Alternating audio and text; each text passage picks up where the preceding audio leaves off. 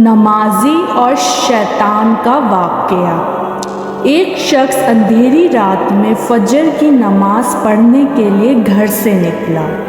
اندھیرے کی وجہ سے اسے ٹھوکر لگ گئی اور وہ منہ کے بل کیچڑ میں گر گیا۔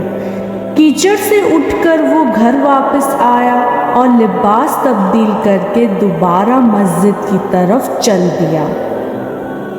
ابھی چند قدم ہی چلا تھا کہ دوبارہ اسے ٹھوکر لگ گئی اور وہ دوبارہ کیچڑ میں گر گیا۔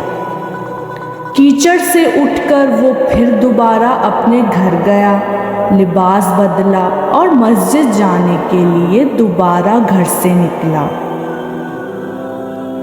جیسے ہی وہ اپنے گھر سے باہر نکلا تو اس کے دروازے پر ایک شخص ملا جو اپنے ہاتھ میں روشن چراغ تھامے ہوئے تھا۔ چراغ والا شخص چپ چاپ نمازی کے آگے مسجد کی طرف چل دیا۔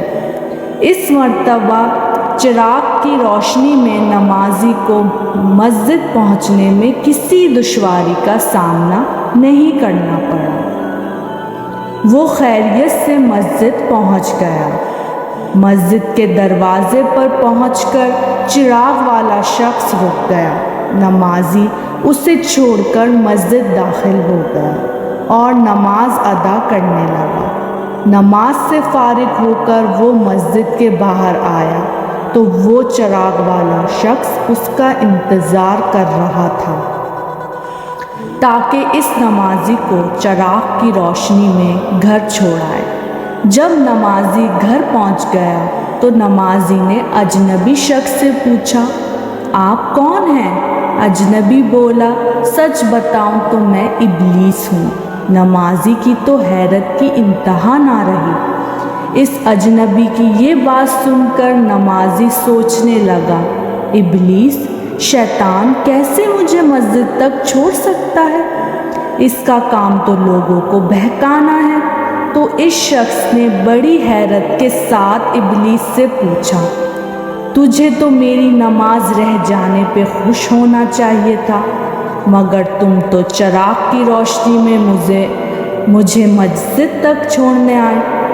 ابلیس نے جواب دیا کہ جب تمہیں پہلی ٹھوکر لگی اور تم لباس تبدیل کر کے مسجد کی طرف پلٹے تو اللہ تعالیٰ نے تیرے سارے گناہ معاف فرما دیے۔ جب تمہیں دوسری ٹھوکر لگی تو اللہ تعالیٰ نے تمہارے پورے خاندان کو بخش دیا۔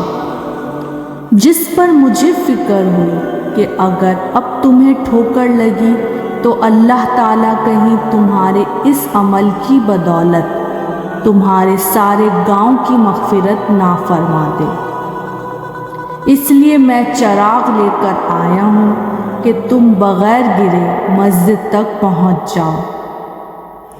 اس شخص نے جیسے ہی یہ بات سنی تو اس نے اللہ تعالیٰ کی بارگاہ میں اپنا سر جھکا کر اللہ کا شکر ادا کیا۔ تو دوستو، یہ ہے ہمارے رب کی شان، سبحان اللہ۔